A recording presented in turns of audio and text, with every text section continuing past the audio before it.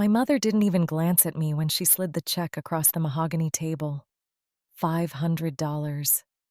A consolation prize, she said, her voice as icy as the Chardonnay in her hand, for being the family's biggest embarrassment on your sister's big day. I looked at the check, then at my sister Chloe, lost in Pinterest boards of floral arrangements that cost more than my rent. My father, Richard, cleared his throat, adjusting his silk tie as if my presence polluted his expensive study. "Mia, let's be realistic," he said, finally meeting my gaze with pity and disdain. "This wedding is a $200,000 event. The governor will be there. Julian's family, they aren't used to someone like you. Your lifestyle doesn't fit the aesthetic we've built." The lifestyle he referred to was my job at a local coffee shop and my small sixth-floor walk-up in a developing neighborhood. To them, I was the cautionary tale, the daughter who chose a state school over Ivy League, the one working for tips instead of sitting in a corner office at the family firm. They didn't know the coffee shop was my passion project, or that my walk-up was a deliberate choice to stay grounded while I built an empire they couldn't see. And they certainly didn't know that the prestigious venue Chloe obsessed over, the Obsidian Estate, was mine. "So that's it?" I asked, my voice steady. "I'm banned from my sister's wedding because I might ruin the photos?" Chloe finally looked up, her eyes narrowing. "It's not just the photos, Mia. It's the vibe. Julian's parents are traditional. If they find out my sister shares a laundry room, they'll think our family is a sham. Dad is closing a merger with Julian's father. We can't have weak links. Just take the money, go on vacation, and we'll send you the video afterward. It'll be like you were there, without the awkwardness of explaining your career to the elite." I felt the sting of betrayal, replaced by cold clarity. This wasn't just about a wedding. This was confirmation that, to the Sterlings, people were assets or liabilities. I had been a liability for 24 years. I picked up the check, folded it, and stood. "You're right, Chloe," I said, a dangerous smile on my lips. "Aesthetic is everything. I wouldn't want to ruin your perfect image. I'll stay out of your way, completely." My father nodded, relieved he wouldn't have to deal with a scene. "Good girl, Mia. I knew you'd understand. We'll have a family dinner after they return from the Maldives. Somewhere. Casual. Where you'll feel comfortable." I walked out of that mansion without looking back, the check tucked in my pocket like a trophy of their ignorance. In my car, a beat-up sedan I kept for my poor daughter persona, I pulled out my phone and dialed a private number. "Leo," I said when he answered. "It's Mia. I need a full audit of the booking schedule for the Obsidian Estate. My sister just finalized her date. I want to know what they've been promised, who the contact is, and I want a private meeting with the groom, Julian Thorne, ASAP. But Leo, don't use my name. Tell him the owner wants to discuss exclusive logistical upgrades for the event. And keep the Sterlings in the dark. I want this to be a surprise they never forget." For 3 weeks, I watched the family group chat explode with updates. Chloe posted photos of her $15,000 Vera Wang gown. My mother shared snippets of the catering menu, featuring beluga caviar and vintage champagne. They were spending money like it was water, convinced this wedding would solidify their place in the upper echelon of society. Every time my phone buzzed with a new photo, I felt a surge of adrenaline. They were building a palace of cards on my property, and they hadn't even bothered to check the deed. The meeting with Julian Thorne took place at a high-end lounge downtown, a place my parents wouldn't dream of stepping into unless invited by someone more important than themselves. I arrived in a tailored charcoal suit and a watch that cost more than Chloe's entire wedding budget, the real Mia. Julian was already there, looking exactly like the man the Sterlings wanted for a son-in-law, handsome, poised, and utterly bored. But when I sat down, he straightened up. He didn't recognize me, of course. He'd only seen me once, briefly, at a distance during a holiday brunch, where I was dressed in an oversized sweater and no makeup. "Miss Sterling?" he asked, glancing at the business card I'd placed on the table. The card didn't say Mia Sterling. It said MS Blackwood, CEO of the Onyx Group. I was told I'd be meeting the owner of the Obsidian Estate. I didn't realize the owner was so young. I leaned back, crossing my legs with practiced grace. Age is just a number in real estate, Julian. Results are what matter. I've reviewed your contract for the wedding on the 14th. There are a few discrepancies in the logistical planning, specifically regarding the guest list and security protocols.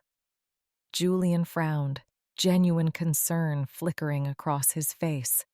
Discrepancies? My fiancé's parents assured me everything was handled. They've been adamant about the exclusivity of the event.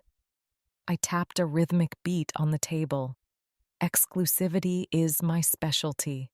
However, my estate has a strict policy regarding family representation. A wedding isn't just a merger of assets, it's a public declaration of values. I noticed your fiancé's guest list is missing a key figure, her only sister. Julian's eyes widened. He shifted uncomfortably. Yes, Chloe mentioned that. She said her sister was unwell, a long-term struggle with mental stability and substance issues. She said it was a private family matter and that the sister preferred to stay in a clinic for her own safety. I felt the blood drain from my face, replaced by a searing heat. They hadn't just told me I was too poor to attend. They told the man I was supposed to call my brother-in-law that I was a drug-addicted lunatic. The cruelty was deeper than I'd imagined. They weren't just protecting their vibe. They were erasing my existence with a lie that would follow me forever. I took a slow breath, forcing my heart rate to slow down. "Is that what she told you?" I asked, my voice a whisper of silk and steel. How unfortunate, because Julian, I'm not in a clinic, and I'm certainly not unwell. I watched the realization hit him. He looked at my suit, my watch, and finally, my eyes. The pieces began to click into place, but the picture they formed was so far outside of his reality that his brain struggled to accept it. You're the sister?" he stammered, his voice losing its bored edge. "You're Mia?" I nodded, leaning forward until I was just inches from him. "I'm the sister they banned because my coffee shop job would ruin the photos. I'm the weak link they disowned to close a deal with your father. And most importantly, Julian, I am the woman who owns the very ground you're planning to stand on when you say, 'I do.'" The silence between us was absolute. Julian looked like he'd been struck by lightning. He wasn't like my parents. He wasn't a shark. He was just a man fed a diet of lies by people he thought were his peers. "I had no idea," he whispered, looking down at the table. "They told us. They told my family that you were the reason they were so stressed, that you were always asking for money, causing scenes. My father was hesitant about the marriage because of the baggage your parents described." I reached into my bag and pulled out a tablet, sliding it across to him. "This is the financial audit of my company, Julian. And these are the security recordings from the Sterling mansion from the night I was invited to stay away. You might find the audio particularly enlightening." He watched the video in silence. My mother called me in embarrassment. My sister laughed about my thrifted life. My father offered me $500 to disappear. When the video ended, Julian's jaw was set tight. He looked up at me, and for the first time, I saw a spark of cold, righteous fury. "They lied to me, Mia. They used me to humiliate you." I nodded, taking the tablet back. "They used us both, Julian. They want your family's name and my property's prestige. They think they can have both while stepping on me. But here's the thing about the Obsidian Estate. I have a morality clause in every contract. If the host engages in deceptive practices that could damage the estate's reputation, I can cancel the event with 48 hours' notice. No refund.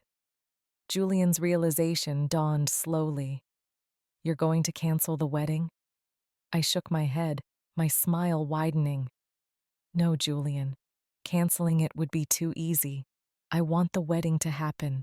I want the flowers, the caviar, and the governor. I want the Sterlings to feel like they've reached the summit. I want them to stand in front of everyone they've ever wanted to impress, at the moment they think they've won. And then I want the owner of the estate to make an appearance. Julian leaned in, intrigued. What do you want me to do? I want you to play the part, I said. Don't tell them we met. Don't tell them you know the truth. Let them spend every penny of that $200,000. Let Chloe dream about her perfect day. And when it's time for the family toast, the one my father is excited about, I want you to introduce the guest of honor. Can you do that, Julian? Or are you too much of a Sterling to handle the truth? Julian didn't hesitate. He held out his hand, his grip firm and cold. I was never a Sterling, Mia. After what I've just seen, I don't want to be one at all. Let's give them the production they paid for. I walked out of that lounge feeling elated. The trap was set, the bait taken, and my family was too busy admiring their own reflections to notice the noose tightening around their social standing. As I drove back to my barista apartment, I saw a notification on the family group chat. Chloe posted a photo of the estate's grand ballroom with the caption, "Finally, a place that matches my soul. Only the best for the Thorne-Sterling merger. Blessed Hummer High Society, share no weak links." I saved the photo to my private folder and smiled. She was right about one thing. Only the best was coming for them, and it was going to be the most expensive lesson they ever learned. But as the wedding day approached, a new variable entered the equation. My mother called me. It was the first time she'd reached out since the dinner. "Mia," she said, her voice frantic. "There's been a problem with the estate's management. They're demanding a personal meeting with the family to verify the ethical standing of the guests. It's a new policy from the owner. Richard is furious, but we can't risk the venue. We need you to come to the mansion tonight. We need to coordinate our stories, just in case they ask about you." A cold shiver ran down my spine. The trap was working too well. They weren't just worried about me ruining the vibe. They were starting to panic that my very existence might be the discrepancy the owner was looking for. "I'll be there, Mother," I said, my voice dripping with fake submission. "Anything to help the family." I hung up and looked at the black dress hanging in my closet, the one I'd bought for the casual dinner that would never happen.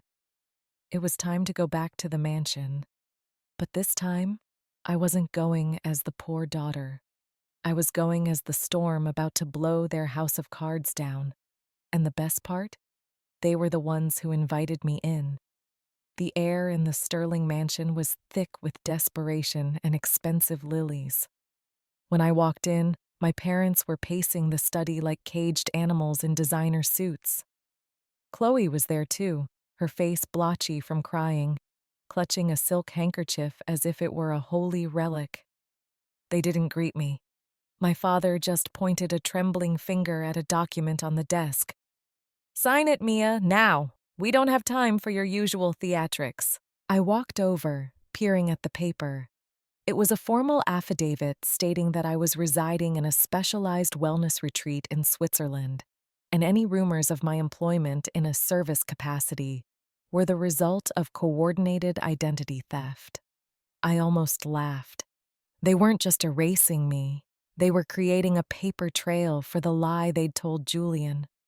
The Obsidian Estate's legal team is doing a character audit of the family, my mother hissed, her eyes darting to the door as if a ghost were listening. Apparently, the owner is a staunch advocate for family integrity. If they find out you're flipping burgers or whatever it is you do, the contract is void. $200,000, Mia. Gone. Not to mention our reputation. I picked up the pen, twirling it between my fingers. So, you want me to lie to the feds and the person I'm paying a fortune to just to protect Chloe's vibe? It's not about the vibe anymore, Chloe shrieked, her voice cracking. Julian is acting strange. He's cold. He won't talk about the honeymoon. If the venue pulls out now, his father will think we're frauds. He'll pull the merger. Do you want to be the reason Dad loses the company? Do you want to be that selfish? The irony was so heavy I could taste it. The people who had discarded me like trash were now calling me selfish for their own house of cards. I signed the paper. Not because I cared about the merger, but because I wanted them to feel safe. I wanted them to walk into that trap with their heads held high, convinced they had outsmarted everyone. There, I said, sliding the paper back. I'm officially a ghost in Switzerland. Are we done? I have a shift in the morning. My father let out a long, ragged breath. Thank you, Mia, truly. We'll make it up to you. I'll send you an extra 1,000 after the wedding. Just stay away from the estate. If you're seen within 10 miles of that place, I'll personally make sure you never work in this city again. I nodded, playing the role of the defeated daughter perfectly. As I left, I saw Julian's car pulling into the driveway. We locked eyes for a split second through the windshield. He gave a microscopic nod, the signal that the stage was set. The next 48 hours were a whirlwind of secret meetings at my corporate headquarters. While my family was arguing over the seating chart, I was reviewing the final security protocols for the Obsidian Estate. Leo, I said, pointing to the monitor, I want the owner's suite prepped for tonight. I'm staying there, and I want the staff in full formal attire, but no one, absolutely no one, is to address me as the CEO until I give the word during the reception. Leo grinned, his fingers flying across the keyboard. The Sterlings just called to ask if they could arrive 3 hours early for private photos. I told them the owner was hosting a high-level diplomatic meeting, and the estate would be on lockdown until exactly 1 hour before the ceremony. They're losing their minds, Mia. Your mother tried to bribe the gatekeeper with a Chanel bag. I laughed, feeling a cold sense of satisfaction. Every little hurdle, every discrepancy I threw at them, stripped away their sense of control. They were so used to being the ones in charge, the ones who decided who was worthy. Now they were begging for scraps from a woman they didn't even recognize. The day of the wedding was a masterpiece of atmospheric tension. The Obsidian Estate sat atop a jagged cliff overlooking the Atlantic, a monolith of black glass and white marble. As the sun began to set, a fleet of black town cars began to snake up the driveway. The elite had arrived. I watched from the hidden balcony of the owner's suite, sipping a glass of wine that cost more than my father's car. Below me, I could see my mother flitting around like a nervous bird, constantly checking her reflection in the glass. My father was holding court near the fountain, laughing too loudly, his eyes constantly darting around to see who was watching him. And then there was Chloe. She looked stunning, I'll give her that. The Vera Wang gown was a cloud of white silk, and her diamonds caught the light of the setting sun. But she looked brittle. Every time a staff member walked past, she shrank back, terrified that the mysterious owner would appear and kick her out. She was a queen in a palace she was afraid of. Julian looked like a man going to his execution, which, in a way, he was. He avoided the Sterlings, staying close to his own father. I knew what he was waiting for. He was waiting for the toast. The ceremony was a blur of high-end floral arrangements and practiced vows. Julian played his part perfectly, though I noticed he didn't once look Chloe in the eye as he said, "I do." The Sterlings were beaming, their faces radiant with the reflected glory of the Thorne family name. As the guests moved toward the grand ballroom for the reception, the atmosphere shifted. The air was electric. Everyone was talking about the venue, about the sheer, unbridled wealth it represented. "I heard the owner is a recluse," one woman whispered as she walked beneath my balcony. "Supposedly, she's younger than the bride and 10 times as rich." It was time. I changed into a gown I had designed myself, a sleek, floor-length column of midnight blue silk that felt like liquid moonlight. I didn't need diamonds. The way the fabric moved told everyone everything they needed to know about who I was. I waited behind the heavy velvet curtains of the ballroom's stage as the guests took their seats. The dinner was a triumph of culinary excess: truffles, wagyu, vintage Bordeaux. My father was in heaven. He had his arm around Julian's father, shouting about partnerships and legacy. Then the music stopped, the lights dimmed, and a single spotlight hit the center of the head table. My father stood up, his face flushed with wine and triumph. He tapped his glass with a silver spoon, the sound echoing through the silent room. "Friends, family, distinguished guests," he began, his voice booming with the misplaced confidence of a man who thought he had won. "Today is not just a wedding. It is a merger of two great families. We have worked hard to ensure that every detail of this evening reflects the standards we hold dear: exclusivity, integrity, excellence." He paused, looking toward Chloe. "I want to thank my beautiful daughter, Chloe, for showing us that when you aim for the best, you get the best. And I want to thank the staff of the Obsidian Estate for accommodating our unique requirements for this evening." He took a deep breath, his chest swelling. I was informed that the owner of this magnificent estate, someone who rarely makes public appearances, wished to offer a special blessing to the couple. It is a rare honor, one that truly validates the union of Thorne and Sterling. He looked toward Julian. "Julian, my son, would you do the honors of introducing our host?" Julian stood up, his face a mask of cold, hard stone.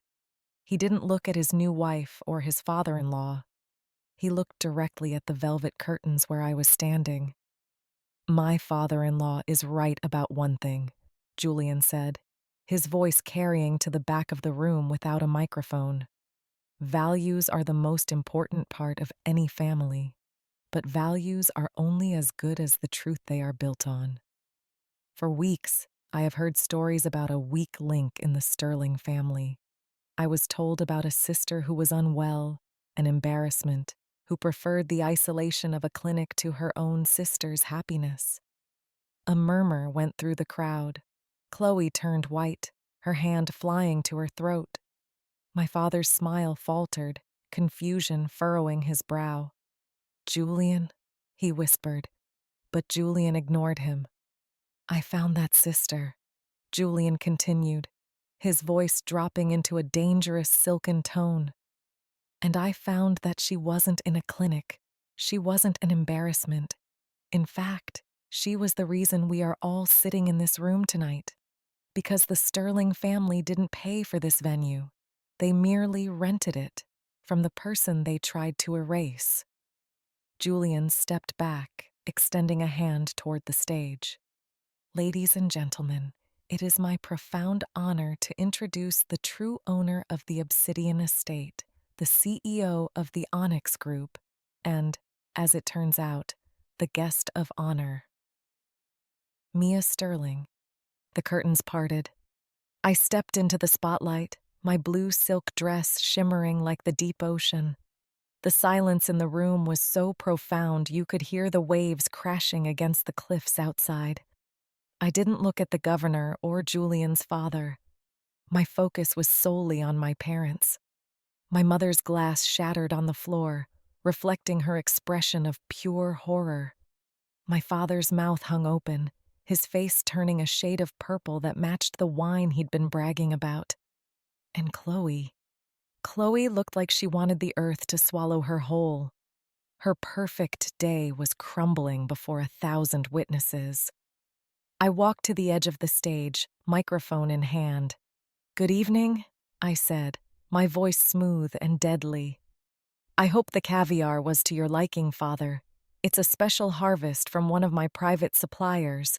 For a $200,000 production, we should serve something truly exclusive." I turned to Chloe, who trembled so hard her tiara shook. "Congratulations, sister. You were right. Aesthetic is everything, and I think the vibe in this room just became very, very interesting." But I wasn't finished. "However," I continued, addressing the crowd, "there's a small matter of the contract. As Julian mentioned, the Obsidian Estate has a strict morality clause. My legal team has verified that the affidavits provided by Richard and Victoria Sterling regarding their family's integrity were, shall we say, a work of fiction." I looked at my father, gripping the table so tightly his knuckles turned white. "The contract is void, Richard. As per the terms you signed, the event is over. Now," I checked my watch, "you have exactly 15 minutes to vacate the property before my security team escorts you out. And don't worry about the bill. Since I own the company that handles your family's merger logistics, I'll just deduct the cost of the wasted truffles from your remaining assets." The room erupted into chaos. The elite of society watched the Sterlings being dismantled in real time. As I turned to leave the stage, I noticed Julian's father stand up. He didn't look angry. He looked impressed.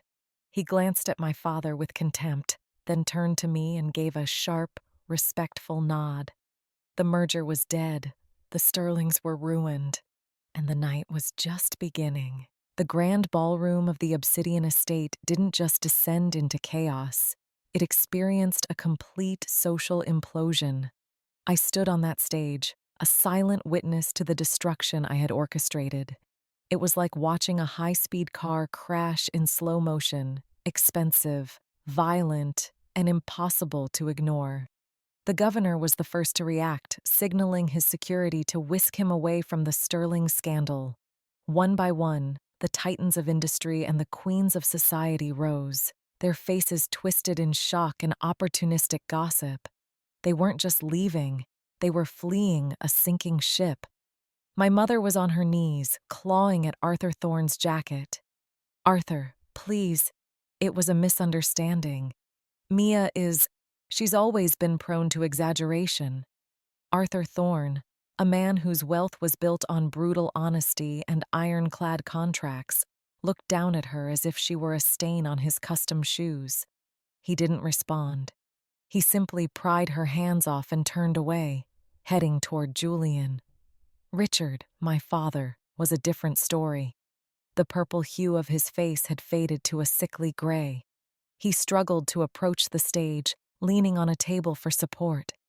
"Mia," he croaked, his voice stripped of authority. "You can't do this. The Onyx Group. We're in the middle of a merger. If you void this contract, if you do this publicly, you'll destroy the family firm. Everything I've built for 30 years will vanish by Monday." I leaned over the stage, my voice a private whisper meant only for him. "You didn't build it, Richard. You stole the time and effort of those you deemed weak links.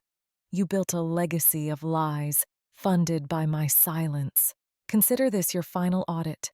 The firm isn't gone because of me. It's gone because you forgot that in the real world, you can't just erase the people you don't like." 15 minutes, Father, I added, checking my watch. "The clock is ticking." Security guards in sleek black suits moved in with professional efficiency. They didn't use force. They wielded the intimidating weight of their presence. They began assisting the Sterlings toward the exit. Chloe was hysterical. her Vera Wang gown dragging through spilled wine and shattered glass, her tiara askew. She looked like a broken doll in a haunted house. Julian stood by the fountain, observing her with detached curiosity, as if studying a strange insect. He wasn't the groom anymore. He was a free man who had just escaped a life sentence. As the room cleared, leaving only the staff and the Thorne family, Arthur Thorne approached the stage. He studied me, his eyes scanning my blue silk gown and the calm set of my jaw. He wasn't looking for a daughter-in-law. He was looking at an equal. MS Blackwood, Arthur said, using my professional alias. I've been trying to meet the CEO of the Onyx Group for 18 months. My team told me you were elusive. I didn't realize you were sitting in my son's holiday brunches in a thrift store sweater. Market research, Arthur, I replied, stepping down from the stage. It's crucial to know exactly who is trying to buy into your life. Your son, Julian, proved himself a man of integrity. Your soon-to-be former business partner, however, proved to be a liability. I assume the merger is officially off? Arthur let out a sharp, dry laugh. Off? Mia, I'm calling my legal team to file a fraud suit against Richard Sterling before the sun comes up. He lied about his assets, he lied about his family, and he tried to use my family's name to launder his own reputation. He's finished. He paused, looking at Julian. My son tells me you own the logistics wing that handles our international shipping. Perhaps we should discuss a real partnership, one built on something more substantial than a wedding cake. Monday morning, 9 a.m., my office, I said, offering a hand. Arthur shook it, a firm, respectful grip that signaled the beginning of the end for the Sterlings. By Monday morning, the news was everywhere. The Wall Street Journal and Forbes were running headlines about the Sterling collapse. It wasn't just the wedding, it was the domino effect.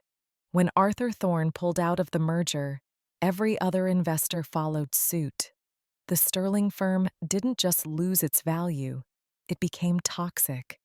By noon, the banks had frozen Richard's personal accounts pending an investigation into the fraudulent affidavits he'd filed. By the end of the week, the Sterling mansion, the house where I was told I was a weak link, was listed for foreclosure. I spent that Friday at my coffee shop, not because I had to, but because I loved the smell of the beans and the honest, hard-working hum of the morning rush. I was behind the counter, wearing my apron and my name tag that simply said Mia, when the bells above the door chimed. It was my mother and Chloe. They didn't look like Sterlings anymore. They looked like ghosts. My mother's hair was unstyled, and Chloe was wearing a hoodie and leggings, her eyes hidden behind oversized sunglasses that couldn't hide the puffiness of her face. They walked up to the counter, but they didn't look at the menu. Mia, my mother whispered, her voice trembling. We've been trying to call you. The lawyers. They say we have to move out of the house by the 1st. He's in a hotel. A cheap one. He can't even afford a defense attorney. I continued tamping the espresso grounds, my movements precise and calm. Life is about choices, Mother. You chose a lifestyle over your daughter. Now you're living the consequences of that choice. What can I get for you? We have a great dark roast today. How can you be so cold? Chloe spat, her sunglasses sliding down her nose. You ruined my life. Julian is filing for an annulment. He's taking everything, the diamonds, the car. He even sued for the cost of the flowers. I have nothing, Mia. I'm living in a studio apartment. I looked at her, really looked at her. Anger faded away, replaced by a sense of finality. Chloe, you have exactly what you said I had 3 weeks ago. Nothing. But I turned my nothing into an empire. You're just waiting for someone to save you. There's a difference. I leaned over the counter, my voice smooth yet firm. You told Julian I was a drug-addicted lunatic in a clinic. You tried to erase my soul for a perfect photo. You didn't just ban me from a wedding. You tried to erase my existence. Well, newsflash, Chloe. The weak link just became the anchor, and you're the one drifting out to sea. I pulled two $500 checks from my apron pocket and slid them across the counter. Here, a consolation prize. It's what Dad offered me to disappear. You might need it for your first month's rent. Consider it a family blessing. They stared at the checks, the same amount they used to humiliate me, now offered as a lifeline. My mother reached for them, her hand shaking, but Chloe just glared at me with pure hatred. I turned back to the espresso machine, the hiss of steam drowning out their hollow voices. As they walked out, the bells chiming behind them, Julian Thorne walked in, dressed casually, looking relaxed. He approached the counter with a smile. "I hear the owner of this place makes the best latte in the city," he said. "She does," I replied, pulling a fresh shot of espresso. "But it's not for everyone. It's a very exclusive blend." Julian leaned against the counter, his eyes locked on mine. "I'm done with exclusivity, Mia. I'm looking for something real. Arthur told me about the Thorne Onyx partnership. Looks like we'll be seeing a lot of each other." "Business only, Julian?" I asked, a playful spark in my eyes. "Let's start with the coffee," he said, "and we'll see where the vibe takes us." I handed him his drink, our fingers brushing, a warm connection that felt like the start of a story built on truth. As I watched him take a seat, looking out at the city I had conquered, I felt profound peace. The Sterlings were gone, the house of cards had fallen, and I was exactly where I wanted to be. I wasn't the poor daughter or the billionaire CEO. I was Mia, and for the first time, I wasn't just ruining the aesthetic. I owned it. My phone buzzed with a notification from estate security. The locks on the Sterling mansion had been changed. Their last boxes were moved to the curb. I swiped it away and returned to my coffee. The weak link had finally broken the chain, and the view from the top was even better than I'd imagined. The lesson was simple, and I hoped my family understood. Some people aren't just assets or liabilities. Some are the foundation. If you try to build your palace by stepping on the foundation, don't be surprised when it all comes crashing down.